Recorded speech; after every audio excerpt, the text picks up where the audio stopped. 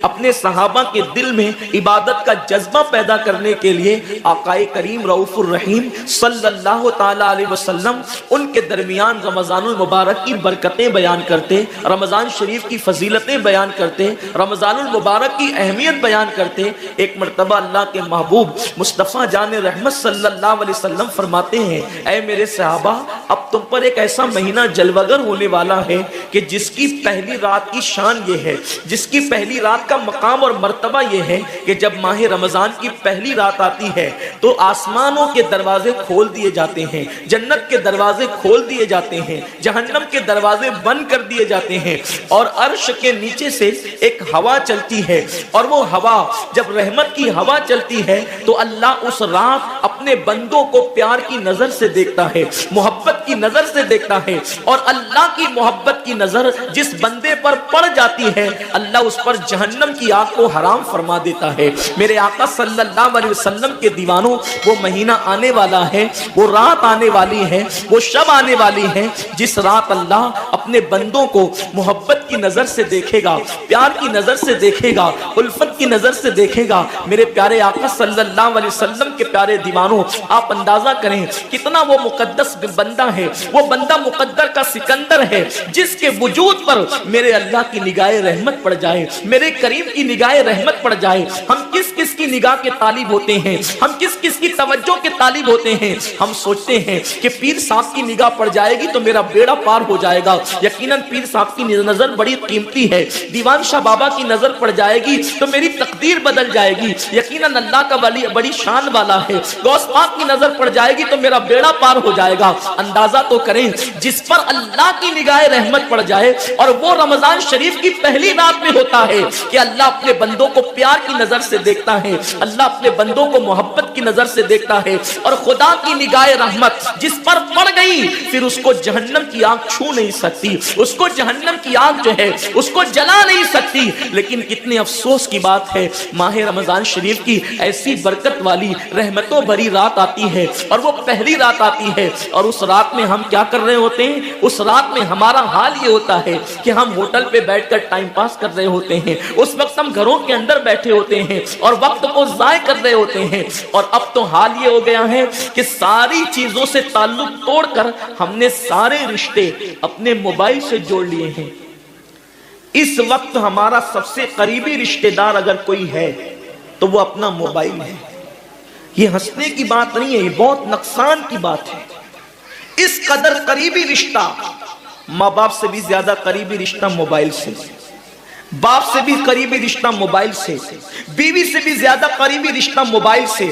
آپ کہیں گے اتنا قریبی رشتے کی آپ بات کرتے ہیں؟ ہم کہتے ہیں جو جتنا قریبی رشتہ دار ہوتا ہے اس پر توجہ اتنی زیادہ ہوتی ہے، اس سے پیار اتنا زیادہ ہوتا ہے، اس کی طرف توجہ اتنی زیادہ ہوتی ہے، اس سے لگن اتنا زیادہ ہوتا ہے۔ ہماری آنکھ ابھی بستر پر کھلی نہیں ہوتی اور ہم سیدھا ہاتھ اٹھا کر کے آدھی آنکھیں بند ہوتی ہے اور آدھی آنکھیں کھلی ہوتی ہے، اور ہم پہلے اپنے موبائل کی طرف ہاتھ بڑھاتے ہیں۔ کسی کا میسج تو نہیں آیا؟ میرے پیارے آقا صلی اللہ علیہ وسلم کے پیارے دیوانوں، امی کے پاس بیٹھے ہیں پھر بھی موبائل، بیوی کے پاس بیٹھے ہیں پھر بھی موبائل، والد کے پاس بیٹھے ہیں پھر بھی موبائل۔ حد تو یہ ہے کہ مسجدوں کے اندر بیٹھے ہیں پھر بھی موبائل۔ یقیناً اگر کام کے میسیجز ہو اور اگر کام اور ضروری چیز ہو، ٹائم دیکھنا ہو تو آپ یقیناً موبائل کو ہاتھ میں لیں، موبائل کوئی بری چیز نہیں ہے۔ لیکن انسان کتنا ڈوب گیا، عبادت کا سارا وقت انسان اپنے موبائل پر ضائع کرتا ہے۔ وقت کی قلت، انسان بار بار شکایت کرتا ہے وقت کی قلت دامنگیر ہے،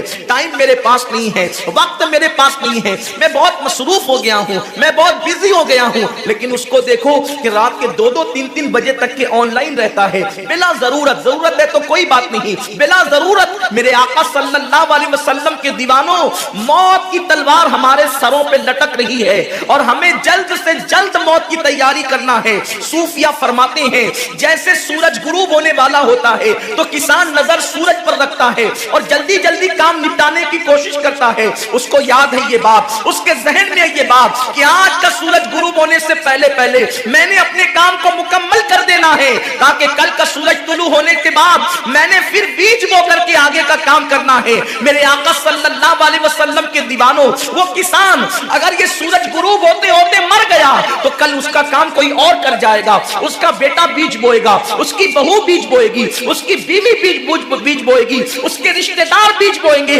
لیکن یاد رکھنا، اگر دنیا کے اندر ہماری زندگی کا سورج غروب ہو گیا تو پھر نیکیوں کا بیج ہماری جگہ کوئی نہیں بو سکتا۔ اللہ رب العزت نے کبھی ماہ رمضان کی شکل میں، کبھی شب برات کی شکل میں، کبھی شب قدر کی شکل میں، کبھی اللہ اکبر ماہ شعبان کی شکل میں، کبھی لیلۃ البراء کی شکل میں، کبھی شب معراج کی شکل میں، کبھی لیلۃ الجمعہ کی شکل میں یہ حسین قیمتی لمحات ہمیں اس لیے عطا فرمائے ہیں کہ میرے بندے اگر تو گناہوں کے اندر ڈوب گیا ہے، یہ مخصوص راتیں تجھے دے رہا ہوں، مخصوص دن تجھے دے رہا ہوں، ان راتوں میں میری عبادت کر لے، ان دنوں میں میری عبادت کر کے مجھے راضی کر لے تاکہ میں تیری مغفرت کر دوں۔ اور پھر رمضان شریف کی تو بات ہی جدا ہے۔ ماہ رمضان تمام مہینوں کا سردار ہے۔ میرے آقا مصطفیٰ کریم رؤوف الرحیم صلی اللہ علیہ وسلم فرماتے ہیں ماہ رمضان کو سارے مہینوں پر ایسی فضیلت ہے جیسے مجھ محمد کو تمام مخلوق پر فضیلت حاصل ہے۔ میرے آقا فرماتے ہیں ماہ رمضان شریف میں اگر تم ایک نیکی کرتے ہو تو اللہ تمہیں 70 کا ثواب عطا کرتا ہے، اور تمہارا خلوص بڑھ جاتا ہے تو اللہ تمہیں ایک نیکی کا 1000 عطا کرتا ہے، اخلاص اور بڑھتا ہے تو اللہ ایک نیکی پر تمہیں بے حساب ثواب عطا کرتا ہے، اس کا کوئی حساب ہی نہیں ہوتا۔ آقا کریم رؤوف الرحیم صلی اللہ علیہ وسلم فرماتے ہیں یہ ماہ رمضان کیا ہے؟ اللہ کے محبوب مصطفیٰ کریم صلی اللہ علیہ وآلہ وسلم ماہ رمضان شریف کے روزوں کی اہمیت بیان کرتے ہوئے فرماتے ہیں کہ ماہ رمضان شریف کا ایک روزہ اگر کوئی چھوڑ دے اور پھر ساری زندگی اس کے بدلے میں روزہ رکھے تو ساری زندگی کے روزے اس ایک ماہ رمضان کے روزے کے برابر نہیں ہو سکتے۔ یہ ماہ رمضان شریف کے روزے کو فضیلت حاصل ہے، اور اللہ کے حبیب صلی اللہ علیہ وسلم فرماتے ہیں جو ماہ رمضان شریف میں عبادت کر کے اپنی بخشش نہیں کروا سکتا، اپنی مغفرت نہیں کروا سکتا، پھر اس کو کبھی موقع نہیں ملتا کہ وہ اپنی مغفرت کا سامان کرے۔ آقا کریم صلی اللہ علیہ وآلہ وسلم فرماتے ہیں کہ سال بھر تک ماہ رمضان شریف کے لیے جنت کو آراستہ کیا جاتا ہے، جنت کو سجایا جاتا ہے، جنت کو سنوارا جاتا ہے، اور آقا کریم صلی اللہ علیہ وسلم فرماتے ہیں بڑی بڑی آنکھ والی حوریں اللہ کی بارگاہ میں عرض کرتی ہے میرے کریم ہمیں ان کی دلہن بنانا جو ماہ رمضان شریف میں تیری عبادت کرتے ہیں، ہمیں ان کے نکاح میں دینا جو ماہ رمضان شریف کی راتوں کو جگ کر کے تجھے منانے کی کوشش کرتے ہیں۔ آقا کریم صلی اللہ علیہ وسلم فرماتے ہیں اگر کوئی بندہ ماہ رمضان میں زنا سے بچے، شراب سے بچے، جھوٹ سے بچے، کسی کو تہمت لگانے سے بچے، اور ماہ رمضان شریف کا احترام کرتے ہوئے گناہوں سے بچے تو اللہ تبارک و تعالی